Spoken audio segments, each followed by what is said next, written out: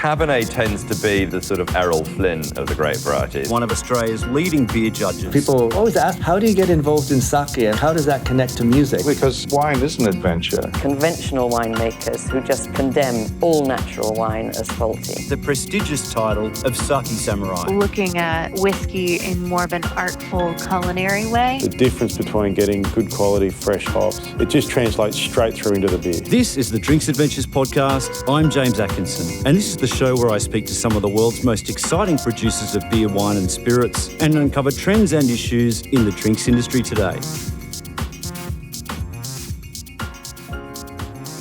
Founded in 2017 by husband and wife team Leigh and Bree Attwood, Backwoods Distilling is a new whisky company located in Yackandandah in Victoria's High Country region.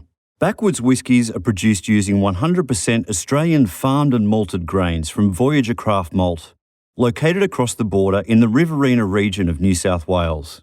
They mature their whisky exclusively in barrels that have previously held Australian wine and whisky, where possible using ex-wine casks from local wineries such as Sorrenberg in Beechworth and Scion in Rutherglen.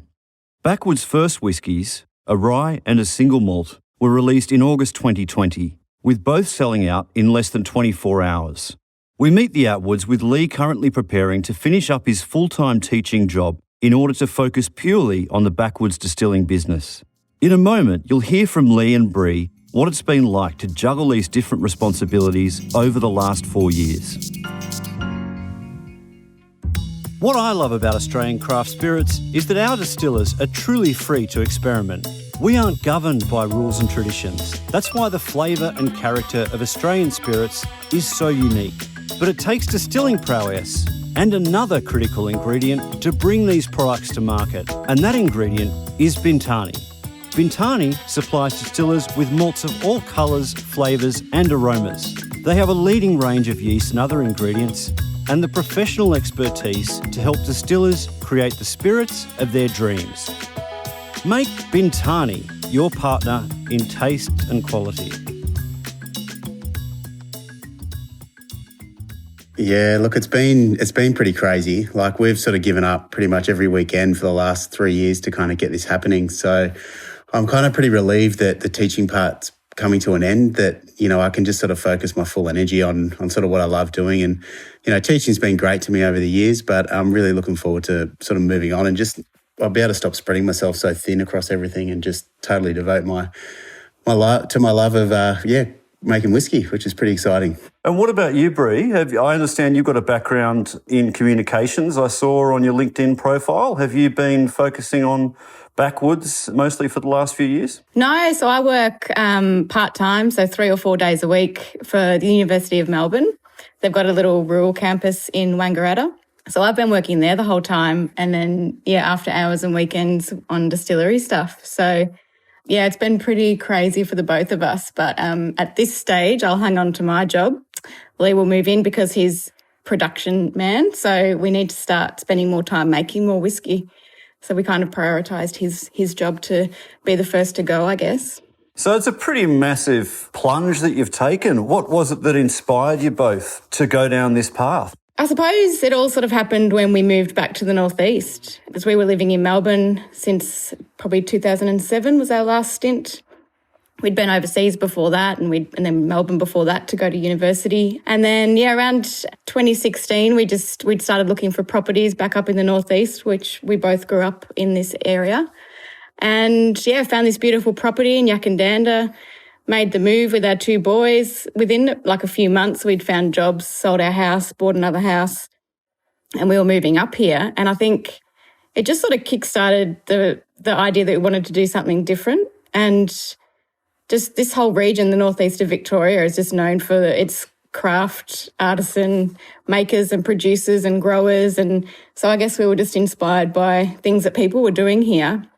Having grown up around the wine region, and it just inspired us to want to give something a go. And we were both, enjoying whiskey as consumers, as whiskey drinkers. And then, we at least started looking into how it was made, and then a little trip to Tassie, met a few distillers down there, came home, and he was like, I think we could actually make it. I think we could actually put a still in our shed and start making it.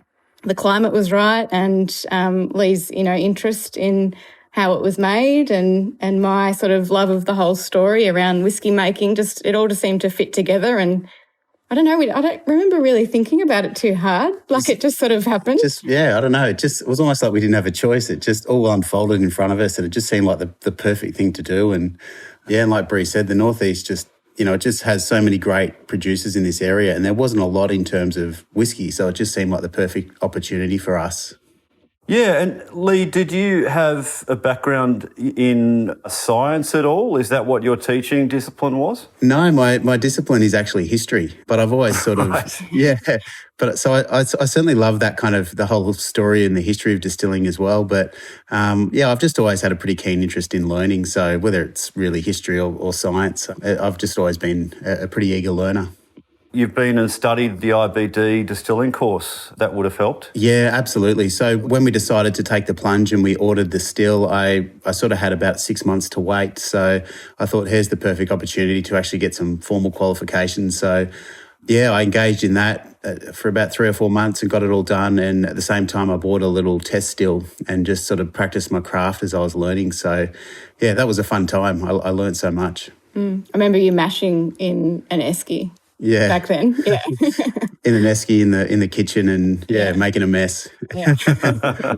And when did you decide it was going to be whiskey specifically? Was there any particular moment overseas, perhaps, or travelling around Australia where you were trying some whiskies and thinking, this is, if we're going to have a crack at making something, it's going to be whiskey rather than gin or rum or whatever else? I always sort of blame our kids that when the kids came along, we were sort of sitting at home a lot. And, drinking, rather than going out on a Saturday night, we started just drinking some sort of quality whiskies. And it probably was really when we tasted the Australian stuff that really inspired us. We sort of did the tour through we started on Irish malts and then worked through Scottish malts. But then when we landed on Australian stuff, I don't know, there was just something that it sort of just turned from a love to an obsession, I suppose.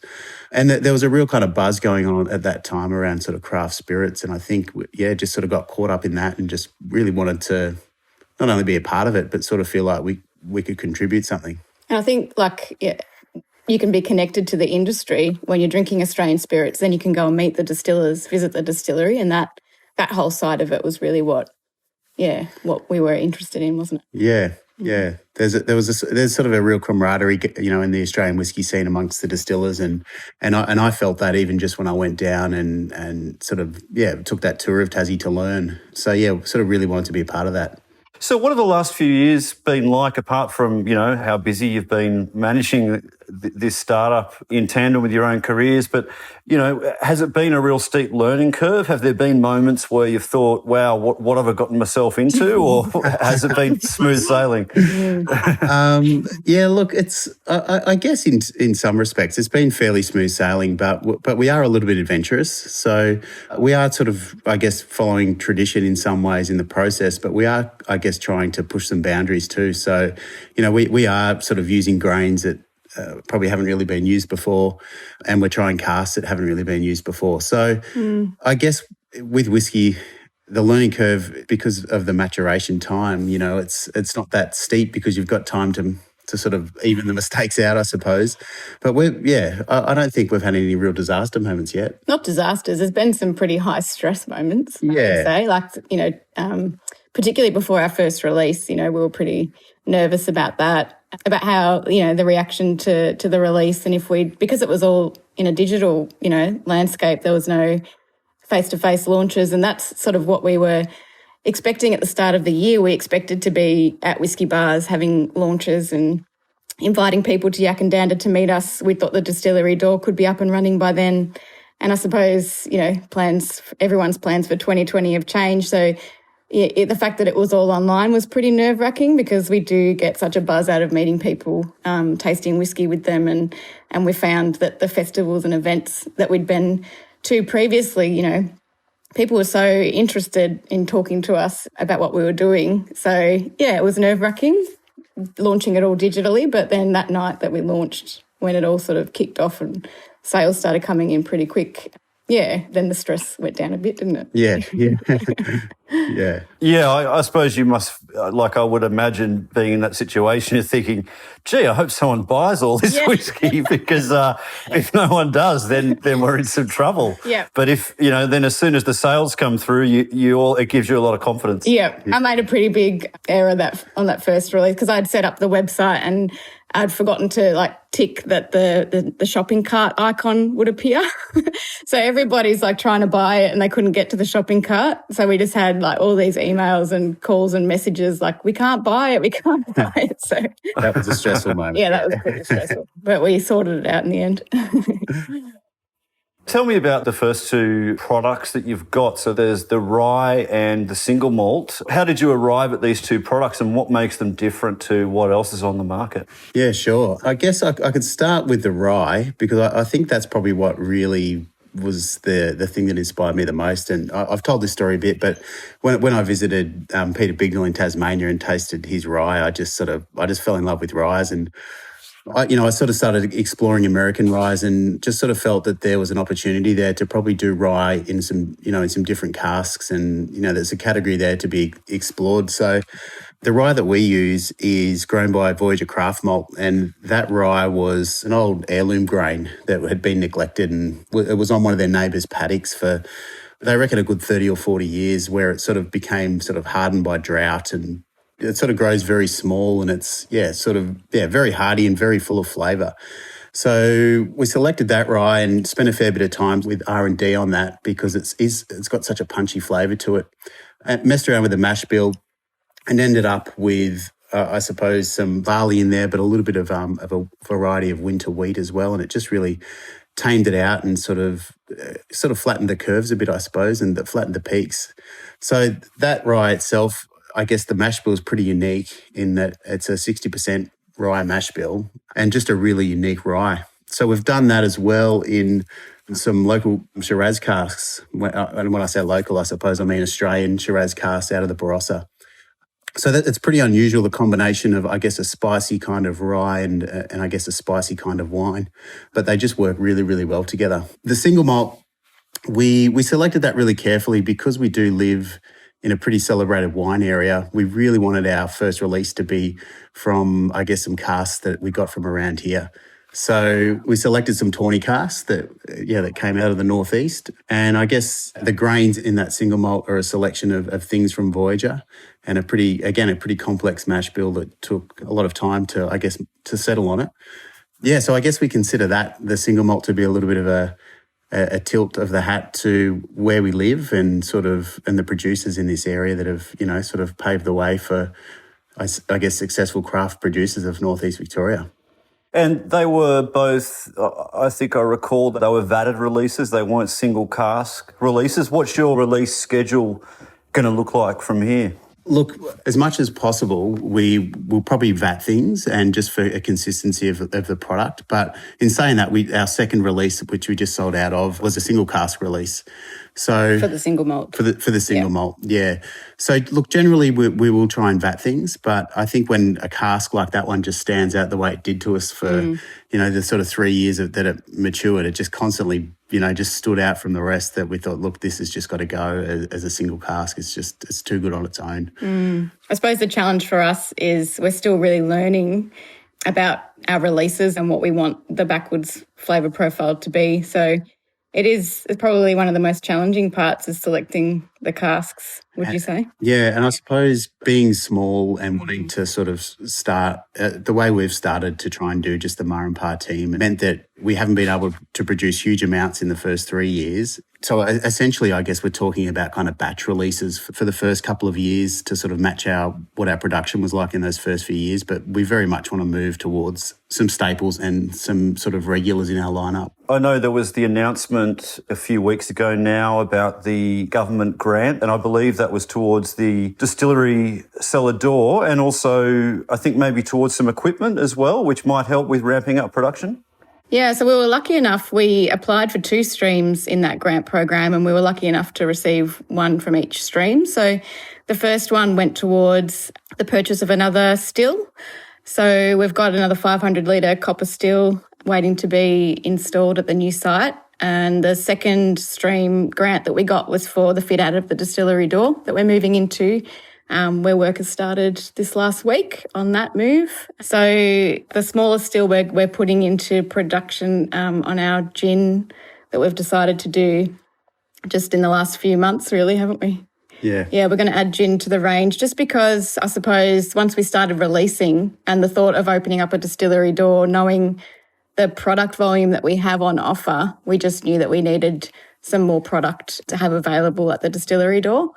So we're hoping that the gin will help with that as well. But whiskies, obviously, that's where your passion lies, and Backwoods will be a whiskey-led business. Yep, 100%. And that's why we really worked hard to establish ourselves as a whiskey distillery. That was really important to us. And gin wasn't really even on our radar for the first 2 or 3 years. And I suppose it's just been this year that we've decided, we had a lot of advice too from other distillers that just to have the gin at the cellar door is a really good way to diversify.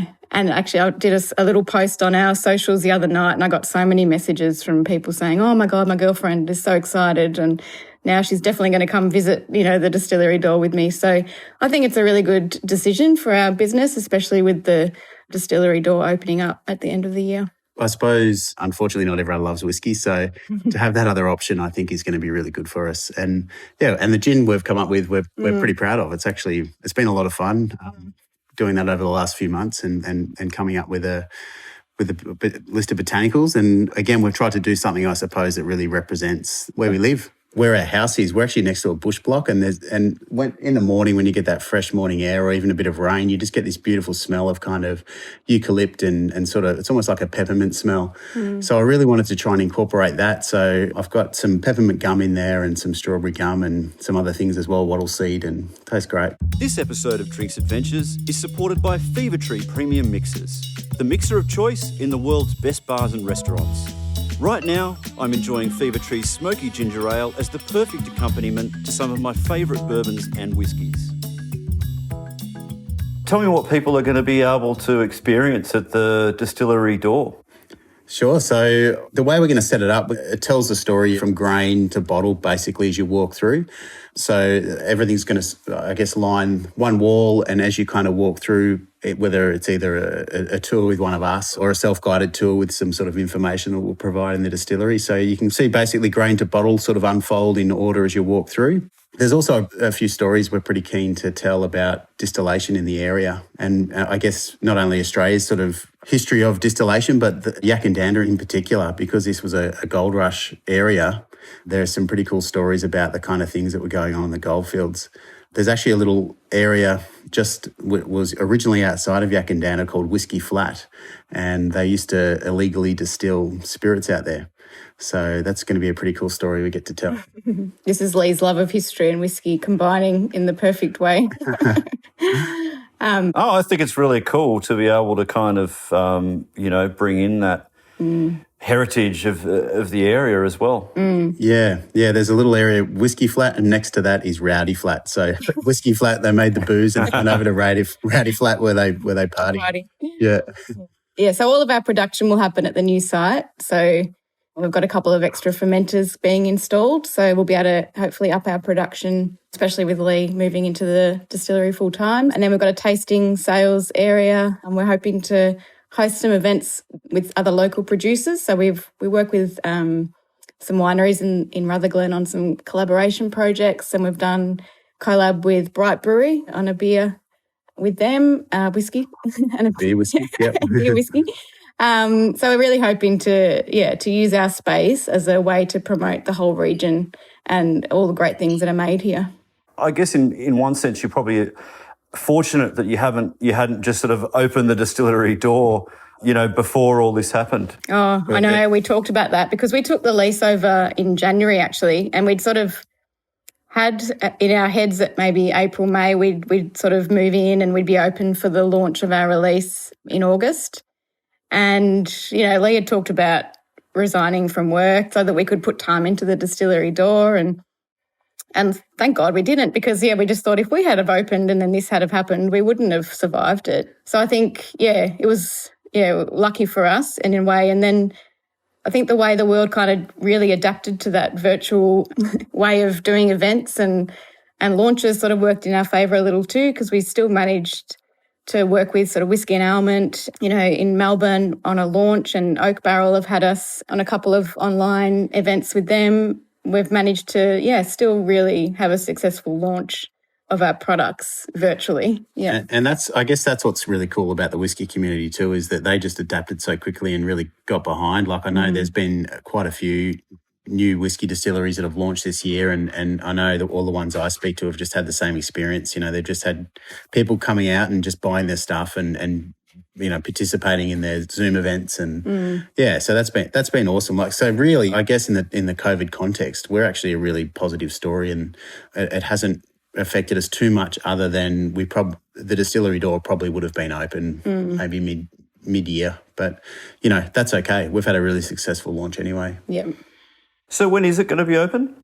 We're crossing our fingers for Christmas. The plumbers and electricians are in there today as we speak, and they're trying very hard to get it all done for us. So we should be able to open a version of it, I think, pre-Christmas. There's a lot of locals and surrounding area locals that really want to come and get some Backwoods products for Christmas presents. So we have saved a few bottles from each release for that reason. So we're hoping that we can have a little opening weekend and then be open during the January holidays officially. It sounds like you've put a lot of thought into everything you do, and I'm sure you would have with the 500ml bottles and the sort of pricing structure that you've gone with. Tell me what your thinking was there, because, you would have heard that's something we've talked about a lot on the podcast, with a lot of smaller producers like yourselves, but then a handful of big guys that are coming in and really probably putting a lot of pressure on small guys to try and, align their pricing a little bit closer to what the bigger companies are able to do.